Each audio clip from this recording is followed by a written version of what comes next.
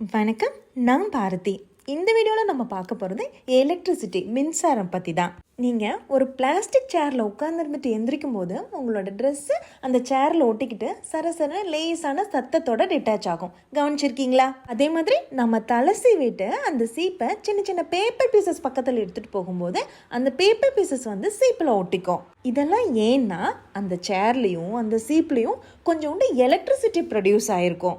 இந்த எலக்ட்ரிசிட்டி எப்படி ப்ரொடியூஸ் ஆகுது அப்படின்னு தெரிஞ்சுக்கணும்னா நமக்கு அட்டாமிக் ஸ்ட்ரக்சர் பற்றின பேசிக் தெரிஞ்சிருக்கணும். நமக்கு ஏற்கனவே தெரியும்ல, இந்த சேரு, துணி, சீப்பு, தலைமுடி, பேப்பர், இந்த மாதிரி எல்லா பொருளுமே ஆட்டம்ஸால் ஆனதுன்னு.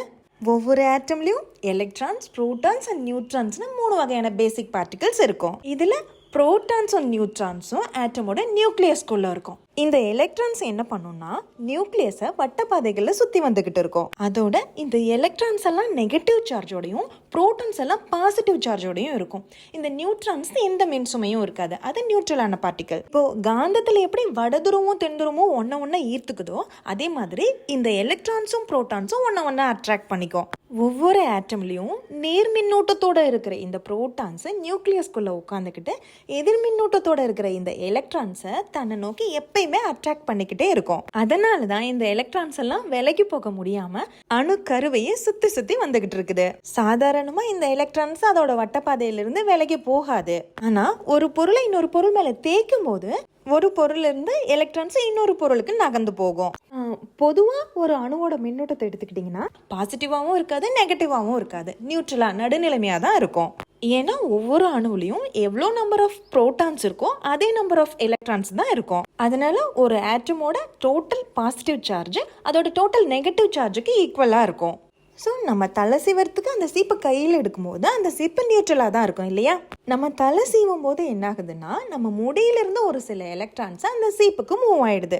அதனால நியூட்ரலா இருந்த அந்த சீப்பு இப்போ எதிர்மின்னூட்டத்தோட, அதாவது கொஞ்சம் நெகட்டிவ் சார்ஜோட இருக்கும். இப்போ இது பாசிட்டிவ் சார்ஜோட, அதாவது புரோட்டான்ஸ் ஏதாவது பக்கத்தில் இருந்தால் அதை அட்ராக்ட் பண்ணுறதுக்கு ரெடியாக இருக்குமா? அதனால தான் பேப்பர் பீசஸை பக்கத்தில் எடுத்துகிட்டு வரும்போது அந்த பேப்பர் பீசஸில் தன் பக்கமாக இருக்கிற புரோட்டான்ஸை இதை அட்ராக்ட் பண்ணும். அதனால மொத்த பேப்பர் பீஸும் வந்து சீப்பில் ஒட்டிக்குது. இதையே நம்ம அந்த சீப்பை தலையில் தேய்க்கும் போது அதில் ஒரு எனர்ஜி ப்ரொடியூஸ் ஆச்சு.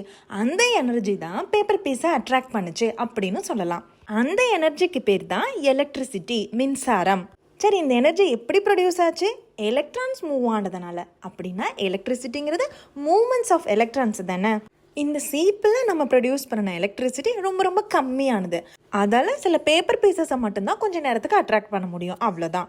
இதே ஒரு ஹீட்டரையோ பல்பையோ ஃபேனையோ இயங்க வைக்கணும் அப்படின்னா நமக்கு இன்னும் அதிக அளவிலான எலக்ட்ரிசிட்டி தேவை. இந்த மாதிரி அதிக அளவிலான எலக்ட்ரிசிட்டியை சன்லைட்ல இருந்தோ, காற்றாலையிலிருந்தோ, டேம்ஸ்ல இருந்தோ அல்லது அணுமின் நிலையங்கள்ல இருந்தோ ப்ரொடியூஸ் பண்ணிக்கிறோம்.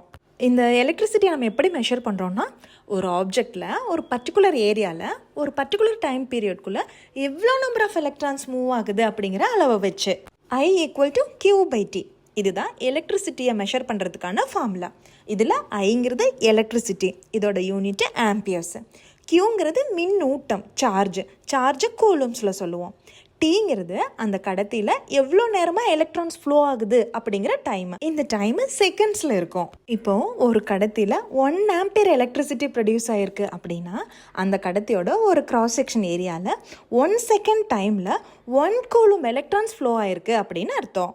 1 கூலும் சார்ஜுங்கிறது எவ்வளோன்னு தெரியுமா? 6.242 × 10⁸ எலக்ட்ரான்ஸோட சார்ஜ். ஓகே, இந்த வீடியோவை இதோட முடிச்சுக்கலாம். எலக்ட்ரிசிட்டி கூட சம்மந்தப்பட்ட டேர்ம்ஸ் இன்னும் நிறைய இருக்குது. Potential difference, conductance, resistance, conductor, insulator, battery, ஸ்விட்சஸ், இந்த மாதிரி. இதை பற்றியெல்லாம் அடுத்த வீடியோவில் பார்க்கலாம். இந்த வீடியோவை பார்த்ததுக்கு ரொம்ப நன்றி. இது பாரதி. மறுபடியும் பார்ப்போம்.